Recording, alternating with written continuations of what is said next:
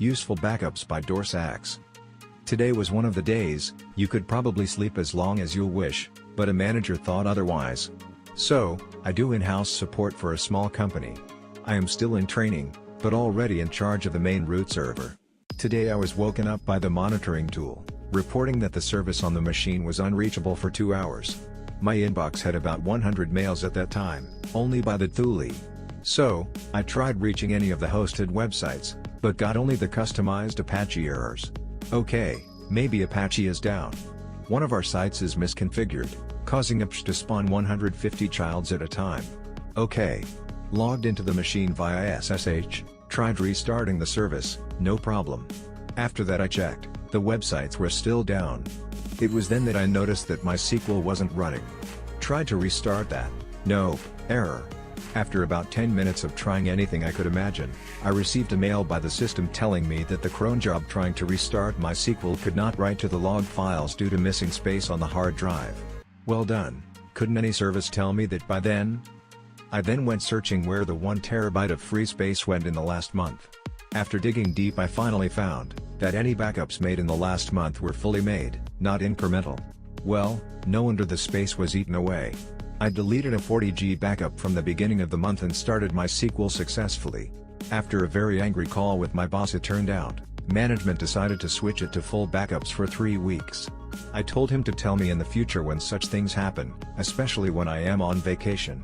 TLDR, management decided to increase backup space, which led to problems starting my SQL due to missing space. I'm just going to start ending all the background processes. By KRG 122. I work tech support for a small software company that caters to the gift and home industry. This one customer has called in probably about 6 times within the last 3 weeks for issues that none of support has been able to reproduce. Today, she called in about her email client not opening. I explained to her that I would do the best I could to correct this, but I can only do so much as I don't work for said email client. Turns out the application was running in the background, so I just ended it in Task Manager and was then able to open it from the taskbar. She questioned what I was doing, so I told her. Here's where it gets good. Me, yeah, looks like the email client was running in the background, but you're all good now. Her, seeing all of the processes. Oh, what are all of these doing in the background? Me, those are your background processes. Her, I don't want those. I'm just going to close them all. Me, do not do that. Please. Unless you know what they are or what they do, I highly recommend that you do not do that. Her, well then help me. Me, I can't help you with this. I would recommend contacting your IT department or taking it to a professional if you have questions about what you can or can't end. Her, start sending the processes / Me, ma'am. I'm telling you that some of these are crucial to the functionality of your PC. Her, what is this? Did this come with my computer? Me, I don't know. That is not my company's software. Her, so you're just not going to help me? Me, no. I'm sorry. Contact your IT department. After that call, my blood pressure went through the roof.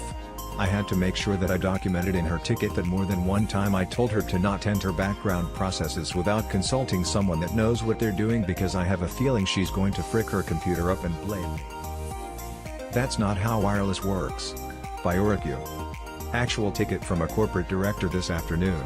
Hey, this server for $in office we closed is offline and being shipped back to us, but I need to get at some of the data on it. Can you remote it and turn it on? It has a wireless card.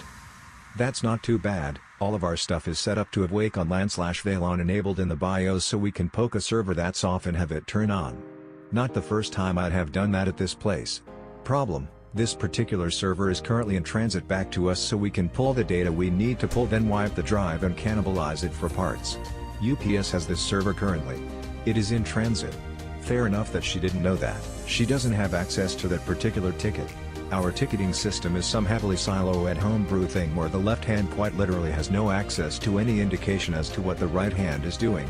I tell her that we can't because the server is currently being shipped back to us and is in possession of UPS. I didn't feel the need to specify that also meant it was packed up and in a box because, you know, obvious, and it'll have to wait until we receive it before we can get the data for her.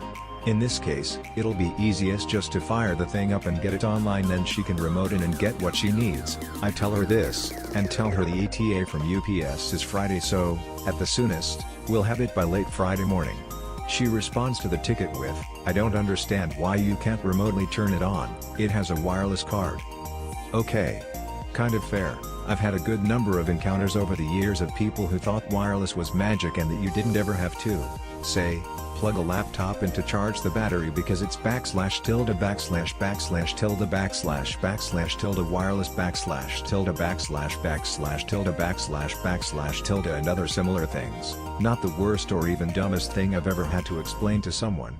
Without getting too technical on her, because she clearly thinks a wireless network card is magic, I explain that we can only do that if the server is, at the very least, plugged into both power and the network so it can get the signal from the network to power itself on.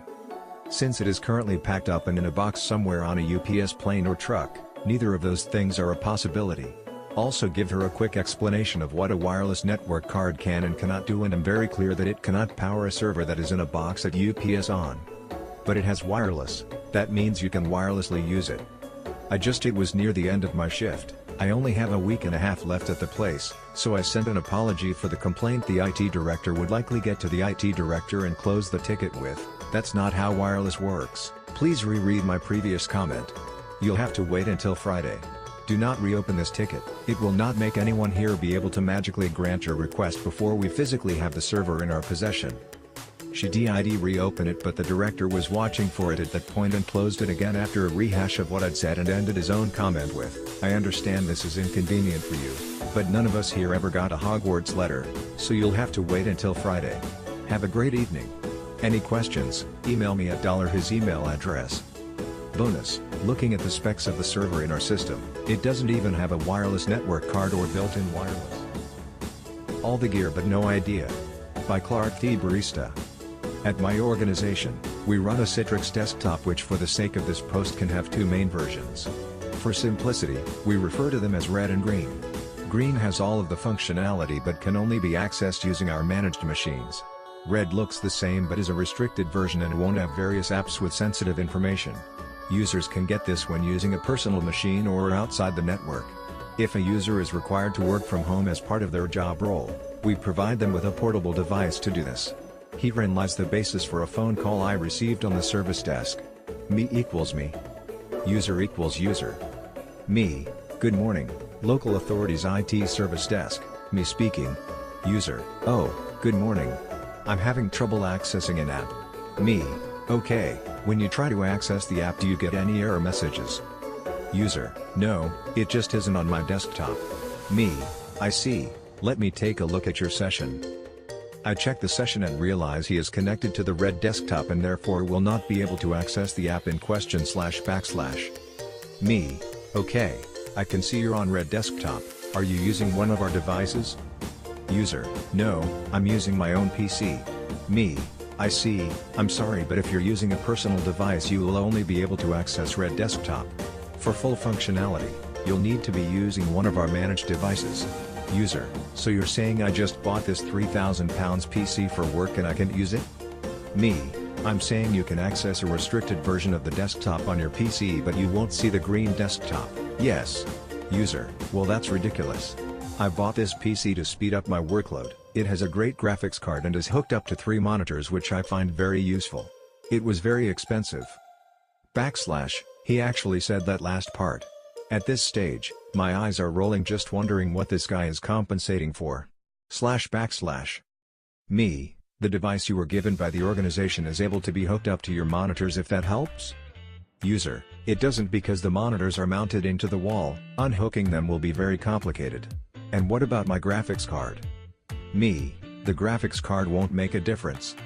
You are connecting to a virtual desktop and therefore it doesn't pull resources from the machine, it pulls them from the server.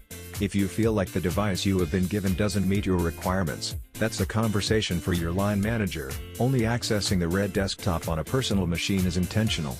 User, well, technically the device does meet the requirements, I just find my PC much more efficient. Using the organization's device will slow me down considerably. / I rarely hear people actively telling me they are bad at their jobs, this is a treat /. Me, again. If your work output is reduced, I'm afraid that's a conversation you'll need to have with your line manager. We end the call there after some huffing when the user realizes my answer isn't going to change. But wait, there's more. I get a phone call about 20 minutes later. Me, good morning, local authorities IT service desk, me speaking. User, hi there. I spoke to someone a little while ago and they said that I could only get red desktop when using my PC, was he correct? That doesn't sound right. Me with a large grin on my face, yes, indeed he was correct. TLDR user bought a £3,000 PC for work on nobody's advice and is annoyed when it doesn't work as expected.